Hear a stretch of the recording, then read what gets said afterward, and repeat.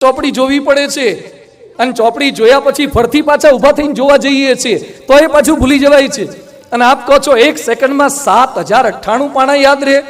બધું મગજને યથાર્થ યાદ રાખવાનું રાખો ને તો ન રાખવાનું ઘણું રાખો છો. એટલે જે યાદ વિવેકાનંદ સ્વામી વાંચ્યા પછી પાના ફાડી શકતા હતા અથવા તો એટલી ફોટોગ્રાફિક મેમરી હતી કારણ કે વિવેકાનંદ સ્વામીની અભ્યાસ સિવાય કે નીતિમત્તા સિવાય સત્વગુણ સિવાય બીજે ક્યાંય રજોગુણમાં નજર નહોતી જતી એટલે યાદ રાખી શકતા હતા. ભગવાને બ્રેઇન તો આપ્યું છે. 400 કિલોમીટરની સ્પીડે મગજને સંદેશો પહોંચે છે. તમારો હાથ કોઈ ગરમ તપેલીને સ્પર્શ કરે અને ત્યાંથી નર્વ સિસ્ટમ દ્વારા મગજમાં સંદેશો જાય કે છોડી દે, ગરમ છે, ન પકડી રખાય. એ જે સંદેશાની સ્પીડ છે 1 સેકન્ડના 400 કિલોમીટરની સ્પીડ છે. કોઈ દિવસ તમે ગરમ તપેલીનો સ્પર્શ કર્યો અને મગજમાંથી એવો જવાબ આવ્યો કે સોરી इस रूट की सभी लाइनें व्यस्त है, कृपया जारी रहिए? કોઈ દિવસ એંગેજ ટોન મળે? એક બાજુ ગરમ વસ્તુનો સ્પર્શ કરજો, બીજી બાજુ ઠંડી વસ્તુનો સ્પર્શ કરજો. Brain can reply સાઇમલ્ટેનિયસલી. મગજ પેરેલલ બંને જવાબ આપી શકે છે. આવું મગજ તો મારું તમારું સૌ કોઈનું છે. તો એ કેટલાક બોલે છે કે ભગવાને મને કાંઈ મગજ દીધું નહીં. અલા જે દીધું છે ને ઉપયોગ તો કર. એપ્લિકેશન કેટલી છે ગૂગલમાં, એપ્લિકેશન ઘણી છે પણ કામ કેટલી લાગે? તમે જેટલી ડાઉનલોડ કરો ને પ્લે સ્ટોરમાંથી એટલી કામ લાગે. અહીંયા બેઠેલા બધાના મોબાઈલમાં ડાઉનલોડ કરેલી પણ ઘણી છે પણ વાપરો ને એટલી કામ લાગે. વાપરો એટલી એપ્લિકેશન કામ લાગે. એમ ભગવાને એપ્લિકેશન તો આપી જ છે. We have to utilise it. એને આપણે વાપરવાની છે. આજનો વિષય આ છે. માનવ જો ધારે તો. કદાચ કેટલાકને લાગતું હશે કે વિજ્ઞાનના ક્લાસમાં બેઠા એવું લાગે છે. અધ્યાત્મ અને વિજ્ઞાન એ ભારત વર્ષની આગવી ભેટ છે. વિશ્વમાં પ્લાસ્ટિક સર્જરીની શોધ કરનાર એ કોઈ વિદેશી ડોક્ટરો નહોતા, એ આપણા ચરક અને સુશ્રુત ઋષિ મુનિઓ હતા.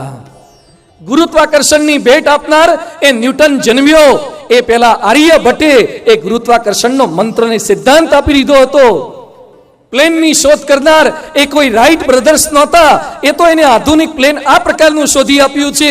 પણ એની પહેલા યંત્ર સર્વસ્વમ નામનો ગ્રંથ ભારદ્વાજ મુનિએ રચી નાખ્યો હતો.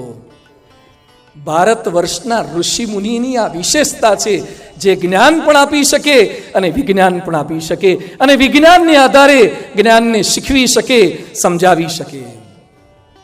માનવનો ઉત્કર્ષ એટલે શારીરિક ઉત્કર્ષ, આર્થિક ઉત્કર્ષ, પારિવારિક ઉત્કર્ષ, સામાજિક ઉત્કર્ષ, માનસિક ઉત્કર્ષ, આધ્યાત્મિક ઉત્કર્ષ. આજે મારે વાતો કરવી છે આર્થિક ઉત્કર્ષની અને માનસિક ઉત્કર્ષની. ભારતીય શાસ્ત્રો આપણને ધર્મ, અર્થ, કામ અને મોક્ષની વાતો શીખવાડે છે. આપણા ત્યાં કરન્સી એ ખાલી નોટ નથી. હા, કરન્સી એ નોટ નથી, એ ચલણી સિક્કા નથી. આપણા ત્યાં તો એ લક્ષ્મી છે. આપણા ત્યાં એને પૂજિત કરાય છે, આપણા ત્યાં એને આદર અપાય છે. એટલે આપણે લક્ષ્મીની પણ આજે વાતો કરવી છે. અને માણસ જ્યાં સુધી આર્થિક મજબૂત ન થાય ત્યાં સુધી ક્યાંક તમને અધ્યાત્મની વાતો એને અડશે પણ નહીં. આપણો સમાજ એ આર્થિક મજબૂત પણ થવો જોઈએ. એટલે આજે શરૂઆત એનાથી કરવી છે. ઉપનિષદોએ શીખવાડ્યું છે કુર્વન વે કરવાણી જીજી વિશે શતમ સમાહા. કર્મ કરતા કરતા 100 વર્ષ સુધી જીવવું જોઈએ. આપણા ત્યાં મરી જવાની વાતો નથી, આપણા ત્યાં બેસી રહેવાની વાતો નથી, આપણા ત્યાં કર્મ કરવાની વાતો છે. માણસ ધારે કરી શકે છે. ઉંમર લાયક થવા માટે કંઈ જ ન કરવું પડે, પણ લાયક થવા માટે તો કંઈક કરવું પડે. કશું જ ન કરો ને ઉંમર લાયક એની જાતે થઈ જવાય, પણ લાયક થવા માટે મહેનત કરવી પડે. ઘણા ઉંમર લાયક થઈ ગયા તો એ ક્યાં ગોઠવાય છે? લાયક થાય ને તો માગા આવે છે, ઉંમર ના થઈ હોય તો માગા આવે છે. લાયક ઘણા લાયક પહેલા થઈ જાય છે ને ઉંમર લાયક પછી થાય છે. ઘણા ઉંમર લાયક પહેલા થઈ જાય છે, લાયક થતા નથી છેલ્લે સુધી. આ કથા વાર્તા ઉંમર લાયકને પણ લાયક કરવા માટેની વાતો છે. માનવ જો ધારે તો કરી શકે છે, કામ કરી શકે છે. એ કોઈ પણ ઉંમરે કરી શકે છે. હું નાનો છું, મારાથી ના થાય. અરે 5 વર્ષનો ધ્રુવ વનમાં તપશ્ચર્યા કરી શકે છે. બાળક નચિકેતા અમરાજને પણ પડકાર ફેંકી શકે છે. સત્યકામ જાબાલી 400માંથી 1000 ગાયો કરી નાખી અને બ્રહ્મ જ્ઞાન પ્રાપ્ત કરી શકે એ ભારત વર્ષનો બાળ તારલાઓનો ઇતિહાસ છે. શંકરાચાર્યએ 3 વર્ષે તો કાવ્યો પુરાણો કંઠસ્થ કર્યા, 7 વર્ષે વેદ ભણી લીધા અને 16 વર્ષે તો ભાષ્ય રચી દીધા. છત્રપતિ શિવાજી 14 વર્ષે તો શિવનેરી કિલ્લો સર કરી દીધો. સરોજિની નાયડુ 16 વર્ષે 1000 પંક્તિનું કાવ્ય રચી દીધું. બંગાળનો ચંદ્રહાસ ચૌધરી 13 વર્ષે 1500 કવિતા, 12 લઘુ નવલકથા, 3 મોટી નવલકથા અને 400 વાર્તાઓ લખી દીધી. ખલીલ જિબ્રાન 15મા વર્ષે તો પ્રોફેટ લખી દીધું. માર્ટિન લ્યુથર કિંગ 21 વર્ષે ચળવળનો પ્રારંભ કરી દીધો. નેપોલિયન 25 વર્ષે ઇટાલી પર વિજય પ્રાપ્ત કરી દીધો. ન્યૂટને 21 વર્ષે તો પ્રથમ શોધ કરી દીધી હતી. સિકંદર 22 વર્ષે વિશ્વ જીતવા નીકળી પડ્યો હતો. સંત જ્ઞાનેશ્વર 16મા વર્ષે તો જ્ઞાનેશ્વરી ટીકા લખી દીધી, ગીતા લખી દીધી. એડિસને 32 વર્ષે તો બલ્બ શોધી કાઢ્યો. કેટલાકને 64 વર્ષે ઘરમાં મૂકેલો બલ્બ મળતો નથી. એડિસને 32 વર્ષે બલ્બ શોધી કાઢ્યો. ઘણા બલ્બની સ્વિચ મળતી નથી રાત્રે, આણે બલ્બ શોધી કાઢ્યો. રવિન્દ્રનાથ ટાગોર 14 વર્ષે શેક્સપિયરના નાટક મેકબેથનો અનુવાદ કરી દીધો. એલેક્ઝાન્ડર ગ્રેહામ બેલ 29 વર્ષે ટેલિફોન શોધ્યો અને તથાગત તુલસી 10 વર્ષે તો ભૌતિક વિજ્ઞાનમાં પીએચડી કરી લીધી. 10 વર્ષે ભૌતિક વિજ્ઞાનમાં પીએચડી. શ્રીમદ રાજચંદ્ર ગાંધીજી જેને ગુરુ ગણતા હતા, 16 વર્ષે તો શ્રીમદ રાજચંદ્રે તત્વજ્ઞાનનો મોક્ષમાળા નામનો ગ્રંથ લખી દીધો. નિયાલ થોગુલુવા મદ્રાસનો 8 વર્ષનો દીકરો છે. યુટ્યુબમાંથી 106 ભાષા લખતા અને વાંચતા શીખી ગયો છે. 106 ભાષા વિશ્વની શીખી ગયો. અને આપણે યુટ્યુબમાંથી શીખ્યા શું? શીખી શકાય છે, ગમે તે ઉંમરે શીખી શકાય છે. અને આજે વાત કરવી છે યોગ 11 વર્ષના એક નાનકડા એક કિશોરની. 11 વર્ષનો એક કિશોર જે પોતાનું ઘર છોડીને નીકળી પડ્યો છે. શરીર પર કેવળ કૌપિન ધારણ કરેલી છે, ગળાની અંદર કેવળ માળા અને શાલિગ્રામ ધારણ કરેલા છે, હાથની અંદર કેવળ કમંડલું ધારણ કરેલું છે, મસ્તક ઉપર જટા છે. 11 વર્ષે એક કિશોર નીકળી પડ્યો છે હિમાલયની યાત્રા કરવા માટે. 4 ધામ, પુલાશ્રમ, માનસરોવર આવા શરીર સાથે યાત્રા કરી. એ હતા પૂર્ણ પુરુષોત્તમ ભગવાન સ્વામિનારાયણનું નીલકંઠ સ્વરૂપ નીલકંઠવણી મહારાજની જય. 11 વર્ષે માનસરોવરની યાત્રા કરી શકે, પુલાશ્રમની અંદર 4 મહિના સુધી પાણી વગર તપશ્ચર્યા કરી શકે. માણસ ગમે તે ઉંમરે કાર્ય કરી શકે છે. 21 વર્ષની નાની વયે ભગવાન સ્વામિનારાયણે ધર્મ ધુરા સંભાળી 500 પરમહંસો બનાવ્યા અને કુલ તો 2,500 થી 3,000 જેટલા સાધુ સંતોનો સમાજ તૈયાર કર્યો હતો. અને ગાંધીજી બોલ્યા, જે કાર્ય રાજદંડ ન કરી શક્યો તે કાર્ય સ્વામી સહજાનંદના ધર્મદંડે ગુજરાતમાં કરી નાખ્યું છે. આ મહાત્મા ગાંધીજીના શબ્દો છે. એ કાર્ય ભગવાન સ્વામિનારાયણે 21 વર્ષે કરી દીધું હતું. અને BAPS સંસ્થાના પ્રમુખ તરીકે 28 વર્ષે એક નાનકડો યુવાન અમદાવાદની આંબલીવાળી પોળમાં એક નાનકડા મકાનમાં બ્રહ્મ સ્વરૂપ શાસ્ત્રીજી મહારાજ BAPS સંસ્થાના સ્થાપક અને બ્રહ્મ સ્વરૂપ યોગીજી મહારાજ 28 વર્ષના એક નાનકડા ફૂટડા યુવાનને નારાયણ સ્વરૂપદાસને BAPS સંસ્થાના પ્રમુખ બનાવે છે.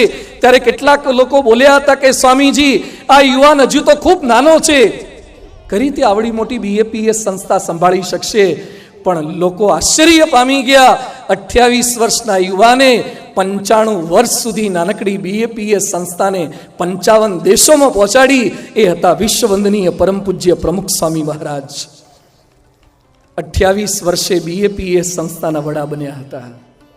થઈ શકે છે, નાની ઉંમરે પણ માનવ જો ધારે તો કામ કરી શકે છે અને મોટી ઉંમરે પણ થઈ શકે છે. કેરળના 104 વર્ષના એક બાઈ છે, કુટિયા અમ્મા કોથી. 104 વર્ષે એને 4થા ધોરણની પરીક્ષા આપી છે. 104 વર્ષે 4થા ધોરણની પરીક્ષા આપી છે. હજી એ જીવે છે માજી. અને બોલ્યા કે અમે નાના હતા ત્યારે દીકરીઓને ભણાવતા નહોતા અને મારે ભણવું છે. અને બાઈએ 104 વર્ષે સંકલ્પ કર્યો છે કે જ્યાં સુધી પ્રાથમિક શિક્ષણ પૂરું ના થાય ને ત્યાં સુધી પૃથ્વી પરથી જવું નથી. 104 વર્ષે બાઈ ભણે છે ને કેટલાક 22 વર્ષે વાઇન્ડ અપ કરી નાખે છે. એ કે આજી વસાતમાં જોડાઈ જઈશું. બાપુજીના લેથ છે ને કિચનવેર છે ને હાર્ડવેર છે ને કાસ્ટિંગ છે ને ફોર્જિંગ છે ને. અલા તારા બાપાનું ગમે તેટલું હોય તો એ ભણતો ખરો તું પહેલા. 104 વર્ષે આ બાઈ ભણે છે અને આપણે કેમ નિવૃત્તિ લઈ લઈએ છીએ. પરમ પૂજ્ય પ્રમુખ સ્વામી મહારાજ રાજકોટનું એક નાનકડું કોઠારિયા વિસ્તારનું મંડળ શરૂ થતું હતું અને પ્રમુખ સ્વામી મહારાજને અહીંયા રાજકોટથી સંતોએ પત્ર લખ્યો કે સ્વામીજી કોઠારિયા વિસ્તારમાં રણુજા બાજુ એક નાનકડું મંડળ શરૂ થાય છે તો આશીર્વાદ આપજો. 5 દિવસ થયા, 10 દિવસ થયા, 15 દિવસ થયા, પણ જવાબ ન મળ્યો. એટલે અમારે અમદાવાદ જવાનું થયું. તો મેં સેવક સંતોને પૂછ્યું કે અમારો પત્ર તો મળ્યો તો કે નહીં. તો મને કે ચાલો અમારી રૂમમાં લઈ જાઉં. એમની રૂમમાં લઈ ગયા અને એક પત્ર બતાવ્યો. પત્રમાં એમણે ઉપરથી બધી નીચે વિગત લખી હતી અને પછી શાહ કરેલું હતું. શાહ પ્રમુખ સ્વામીજી હંમેશા સિગ્નેચરમાં શાસ્ત્રી નારાયણ સ્વરૂપદાસ લખતા હતા, કારણ કે એમનું દીક્ષિત નામ શાસ્ત્રી નારાયણ સ્વરૂપદાસ હતું. એટલે શાહ કરીને ટપકું કર્યું હતું. કીધું સ્વામીજી આ શું છે? એ કે તમારો રાજકોટનો એક મંડળ નાનકડું શરૂ થવાનું હતું, એ પત્ર પ્રમુખ સ્વામીજીને મળ્યો. પ્રમુખ સ્વામીજી લખવા બેઠા, શાહને ટપકું કર્યું તો એમના પલ્સ રેટ અનઇવન થઈ ગયા. એટલે ડૉક્ટરોએ કડક સૂચના આપી છે કે હવે એમને કોઈ શ્રમ નહીં આપતા, સુવડાવી દેજો. બધું આટલું જ ચાલશે, હવે લખવાની જરૂર નહીં. તો કે પ્રમુખ સ્વામીજી એમ કીધું છે કે આ પત્ર રાખી મૂકજો રાજકોટનો, આપણે સાજા થઈએ પછી પૂરો કરીને આપશું. 5 દિવસ, 10 દિવસ, 15 દિવસ શાહ અને ટપકા વચ્ચે 17 દિવસ પછી એમણે નારાયણ સ્વરૂપદાસ લખીને 92 વર્ષે રાજકોટ માટે પત્ર મોકલાવ્યો છે. એક નાનકડું મંડળ શરૂ થતું હોય 92 વર્ષે પણ વ્યક્તિ શું કાર્ય કરી શકે છે. 93 વર્ષે પરમ પૂજ્ય પ્રમુખ સ્વામી મહારાજે જે ગાંધીનગરનું અક્ષરધામ કર્યું, દિલ્હીનું અક્ષરધામ કર્યું, હવે રોબિન્સવિલની અંદર પ્રમુખ સ્વામી મહારાજ 254 એકરમાં અક્ષરધામ કરવાનો એમનો સંકલ્પ હતો. જે વિદેશીઓ ભારત પર શાસન કરી ગયા એ વિદેશની ભૂમિ ઉપર હિન્દુ સંસ્કૃતિનો જય જયકાર થાય. આપણા ભારતીયો ત્યાં રહે છે, એ ભારતીયતા ભૂલે નહીં ને ભૂસાઈ ના જાય એના માટે પ્રમુખ સ્વામીજીએ વિદેશની ભૂમિ પર મંદિરો કર્યા. એમાં સ્વામીજીએ સંકલ્પ કર્યો હતો કે જેવું દિલ્હીમાં અક્ષરધામ છે એવું અમેરિકામાં ન્યૂ જર્સીમાં અક્ષરધામ કરવું. અક્ષરધામનું કામ થોડુંક શરૂ થવાનું હતું અને પ્રમુખ સ્વામીજીએ સંકલ્પ કર્યો કે આપણે જવું છે. અરે 93 વર્ષની એમની ઉંમર થઈ ગઈ છે. 93 વર્ષે માણસ સંપૂર્ણ ભાંગી પડે, શારીરિક, માનસિક, બધી રીતે. પણ આ પ્રમુખ સ્વામી મહારાજ જુદી માટીના હતા. માનવ જો ધારે તો શું કરી શકે. આવા મહાપુરુષો જે કંઈ જીવન જીવે છે એ પોતાની ક્ષણથી, પોતાના કલાકથી, પોતાના એક દિવસથી આપણને પ્રેરણા આપતા જાય છે. મહાજનો એન ગતઃ સપંથાઃ. જો આવા મહાપુરુષો કાર્ય કરી શકે તો આપણે પણ ચોક્કસ કરી શકીએ. માનવ જો ધારે તો ગમે તે ઉંમરે કાર્ય કરી શકે છે. માનવ જો ધારે તો ગમે તેવી શારીરિક મર્યાદા કે રોગો વચ્ચે પણ કાર્ય કરી શકે છે. ક્યાંક ક્યાંક એવી ફરિયાદો સંભળાય છે કે મારે તો ઘણું કરવું છે પણ શરીર સાથ નથી આપતું. આવી બીમારી કે ખોડખાપણ વચ્ચે હું કામ કેમ કરી શકું? પણ દુનિયાના જેટલા સફળ લોકો થયા છે એમને રીઝન નથી આપ્યા, એમને રિઝલ્ટ આપ્યા છે. આજે મારે વાત કરવી છે એવા એક આપણા જ ગુજરાતી યુવાનની. નામ છે એનું સ્પર્શ શાહ. અમેરિકામાં ન્યૂ જર્સીમાં રહે છે. જન્મથી એને રોગ છે ઓસ્ટિયોજેનેસિસ ઇમ્પરફેક્ટાનો રોગ છે. ધ્યાનથી જોજો આ બાળકને, એને ધ્યાનથી સાંભળજો આ પ્રસંગ. જે શરદીની ફરિયાદ કરીને ભણવાનું છોડી દે છે, જે માથું દુખે છે હું કામ ન કરી શકું એવી દલીલો કરે છે, સાંભળજો આ પ્રસંગને. એ જન્મ્યો ત્યારે 40 ફ્રેક્ચર સાથે જન્મ થયો. 40 ફ્રેક્ચર સાથે એનો જન્મ થયો. અત્યાર સુધીમાં એના શરીરમાં 130 ફ્રેક્ચર થયા છે. 130 ફ્રેક્ચર. ડૉક્ટરે એમ કીધું હતું કે 2 દિવસથી વધારે જીવી નહીં શકે. એના શરીરમાં લોખંડના 8 રોડ અને 22 સ્ક્રૂ ફિટ કરવામાં આવ્યા છે. 6 માસ આઈસીયુમાં રાખ્યો તો જન્મતાની સાથે જ 6 માસ નાકમાં નળી આપી અને ભોજન આપ્યું છે. સારવાર પાછળ 3 કરોડનો ખર્ચ એના પિતાશ્રીએ કર્યો હતો. એ પોતાની સ્કૂલ બેગ પણ જાતે ઉપાડી શકતો નથી કે બુક પણ જાતે ઉપાડી શકતો નથી. એને બાથરૂમમાં પણ વ્હીલચેરમાં લઈ જવો પડે છે, વ્હીલચેરમાં જ બેસાડી રાખવો પડે છે. એને ભેટી પણ ન શકાય કે હાથ પણ ન મિલાવી શકાય, કારણ કે ભેટવા જઈએ તો પણ ફ્રેક્ચર થઈ જાય, હાથ મિલાવવા જઈએ તો પણ ફ્રેક્ચર થઈ જાય. એટલું એનું તકલાદી શરીર છે રોગને કારણે. એ સ્પર્શ શાહ